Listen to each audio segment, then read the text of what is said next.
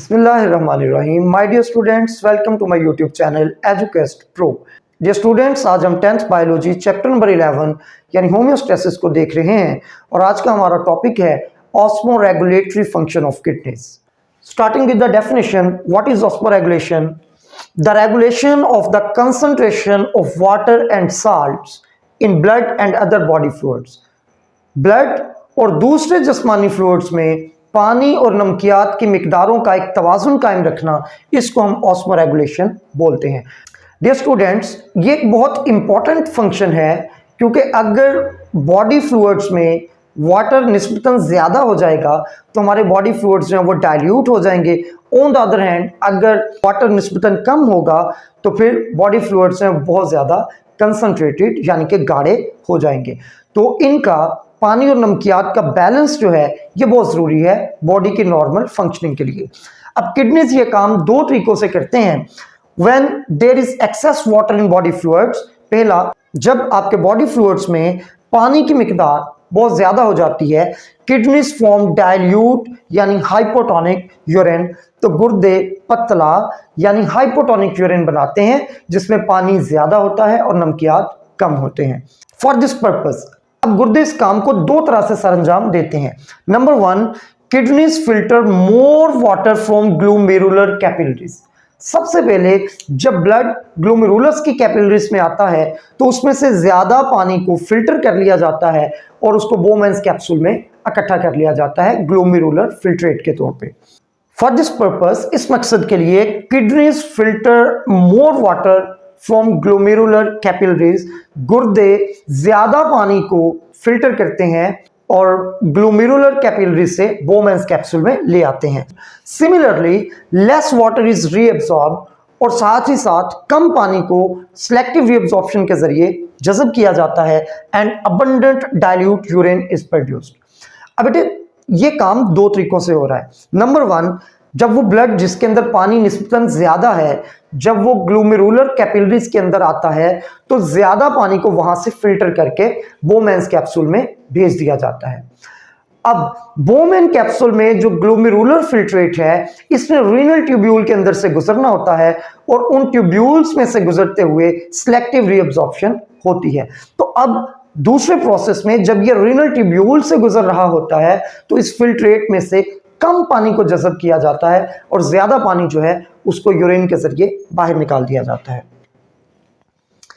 और इस तरीके से हमारे पास बहुत ज्यादा यूरिन बनता है जो डाइल्यूट होता है, पतला होता है, उसमें पानी निस्बतन ज्यादा है और नमकियात थोड़े होते हैं। दूसरा सिनेरियो क्या है? When there is shortage of water in body fluids. अगर हमारे जिस्मानी फ्लूइड्स में पानी की किल्लत हो जाए या कमी हो जाए तो क्या होगा? किडनीज फॉर्म कंसंट्रेटेड यानी हाइपरटोनिक यूरिन। तो ऐसी सूरत में गुर्दे गाढ़ा यानी हाइपरटोनिक यूरिन बनाते हैं जिसमें नमकियात निस्बतन ज्यादा हैं और पानी की मिकदार कम होती है। फॉर दिस पर्पस, इस मकसद के लिए kidneys filter less water from glomerular capillaries.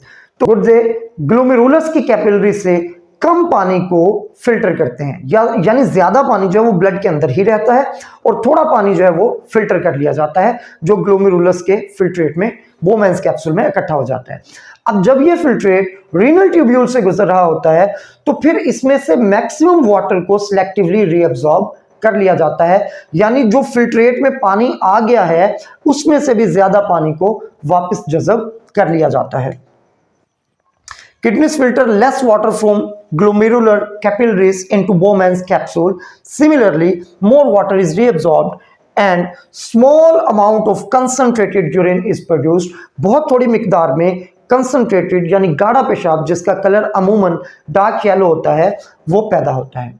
अब दूसरी बात कि किडनीज को कैसे पता चलता है कि अब उन्होंने वाटर को रिटेन करना है या रोकना है और अब उन्होंने ज्यादा पानी जो है वो बाहर निकालना है। तो बेटे ये पूरा प्रोसेस जो है ऑस्मोरेगुलेशन का, ये अंडर द हार्मोनल कंट्रोल हो रहा होता है और इसमें बहुत सारे हार्मोन्स इन्वॉल्व हैं, बट जो की हार्मोन है that is anti diuretic hormone और इसी हार्मोन को हम वैसोप्रेसिन भी बोलते हैं।